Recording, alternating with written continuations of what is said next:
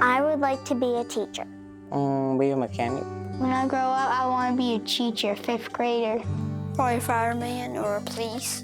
Be a celebrity or a plastic surgeon. A veterinarian. I want to be a teacher. I want to grow up to race cars. Being really smart, going to college. I want to work at the museum. Some days, I would like to be a teacher.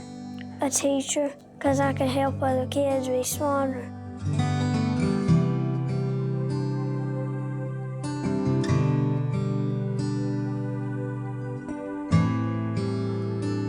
Really, I didn't want to come to school because I knew everybody would pick on me because I couldn't read. Every time she asked me a question, I'd say, "Where are you?" because I'm slow. Well, some people struggle in my class, but they didn't struggle like I did, probably. I want to learn how to read,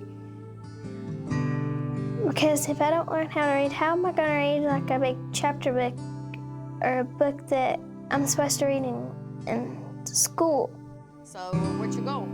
This is a story about children with disabilities and an ambitious initiative that is dramatically improving the quality of their instruction in reading and math. Right. Swipe. For more than a decade, the North Carolina State Improvement Project has driven the delivery of research-validated instruction, which has transformed classroom practice and created new pathways to school success for thousands of children and their families. Gotcha.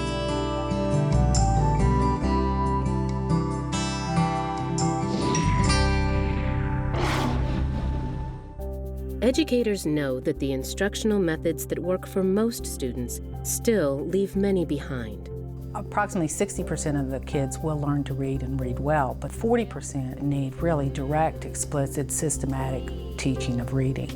And a lot of teachers hadn't been trained in that. To address persistent gaps in achievement for students with disabilities, North Carolina pursued a series of competitive federal grants focused on improving outcomes through professional development for teachers. The North Carolina State Improvement Project would focus on teacher qualifications, instructional competencies, student performance, graduation rates, and parent involvement. The guiding principle of the North Carolina State Improvement Project is professional development. We believe and have proven that if you can change the knowledge, skills, and dispositions of teachers to believe they can impact students and give them the tools to do that, indeed you can improve student outcomes. The research was clear. To be effective, instruction for struggling learners must be explicit, systematic, cumulative, multisensory, and direct. Using this research, NCSIP created an intensive training course, first addressing literacy instruction and later math. A statewide professional development effort began in 2001, with educators from select regions attending the week-long training. Many would go on to become trainers in their own districts, a necessary step in building local capacity. The response to what was known as foundations training was swift and positive. I went to the SIP training and was absolutely blown out of the water with it, because for the first time, and I've been teaching 25 years, here was something telling me how I needed to teach reading to my special ed children. It does get into the strategies, but it also gets into the causes of why kids aren't learning to read. And it gets into the research behind that and what works with these kids. They need the phonemic awareness, they need the phonics, they need the fluency, they have to have the vocabulary, they've got to have that comprehension component. Play a game. And what we're teaching in Reading Foundations is when you do a lesson, you've got to have all those components. As teachers implemented what they had learned in foundations training, they saw significant results. News of success spread quickly, driving more participants to a network of NCSIP training centers and demonstration sites. I think that the results we were seeing from the student progress data really kicked us into high gear and got us into more schools quickly. So growth did take on a more urgent pace, but we always wanted to keep it at a pace where we could maintain our fidelity to the goals of the project. We've trained over 20,000 teachers over 10 years, and we're seeing a significant difference in what they believe that they can do for students. Before teachers are involved in Math Foundations, one of the things that stands in the way of very good instruction is teachers' own lack of experience with this kind of conceptual teaching. If you asked American teachers what the key to solving this is going to be, a lot of them said 3 words: flip and multiply. We were always taught how to do the math, but we never really understood why we were doing what we were doing. And those of us that were pretty good in math, we could make those connections on our own. But children that are struggling, they aren't making those connections. And we got on the floor and I did a division problem with base 10 blocks. And their faces lit up. It made sense finally. The kids were getting it, but I needed to teach it this way. They've touched the mathematical concepts. They own mathematical concepts. That hook allows my resource students to be able to access the standard course of study in a way that I was not able to do before the NC-SIP project. Thank you, ma'am. As the project gained momentum, NC-SIP consultants worked side by side with district personnel to customize local plans. That we have moved in the right direction. The 5-day training is just really the beginning of a really invigorating process. We start with a 5-year plan. I think that with any initiative, the state sets the parameters. They're broad parameters, but within those parameters, there is a lot of flexibility. That has impacted the sustainability of the grant, that we haven't come in and said, here's your plan, now follow this. They created the plan and we've done that along with them. Local districts determine which critical needs to address first. In many, foundations training begins at the elementary level. But in some, initial efforts target middle and high school students. NC-SIP consultants also work with local educators to evaluate existing or new curricula. And that's what we're trying to do, is to get every teacher equipped with knowledge to be able to match a research-based program or strategies and techniques with the students and their needs. If we're doing those things well and we're teaching consistently, we will and we do get results.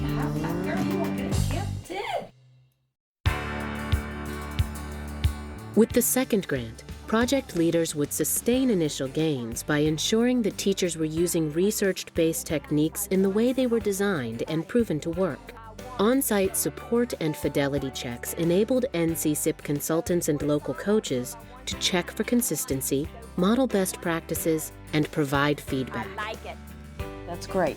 I really like how you set and work with We them. insist upon tracking the fidelity of the instructors in the rooms to either the reading model they have chosen or the mathematics model they have chosen, and that's conducted through 3 observations a year for each teacher. Those observations are submitted and documented and reviewed by the NC-SIP team. The other benefit of the North Carolina SIP process is that we have teacher leaders within the district that are coaching our teachers right there beside them in the classroom to support them throughout the process.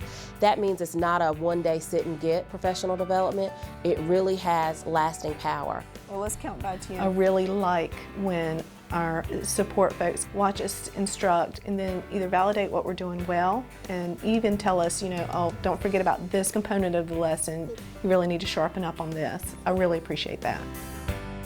NC-SIP regional and annual meetings allow teachers to earn continuing education credits, share broader perspectives, and celebrate their students' achievements. These were before the 3rd grade year. NC-SIP analyzes multiple streams of data to ensure continual progress for students with disabilities. Well, the trend line continues to go up.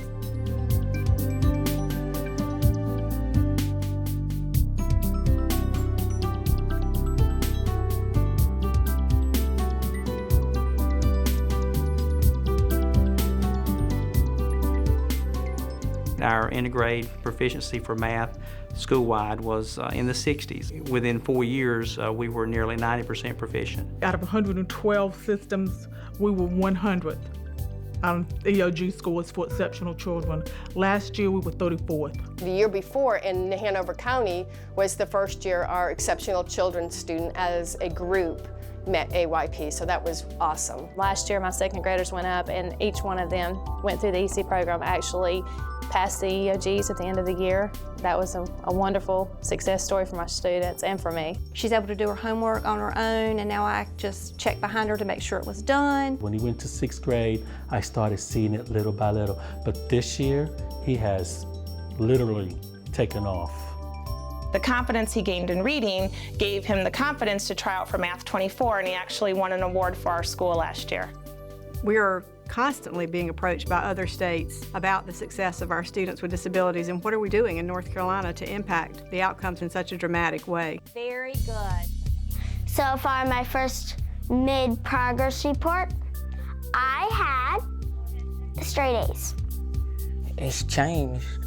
It's changed a lot. I can read better and clear.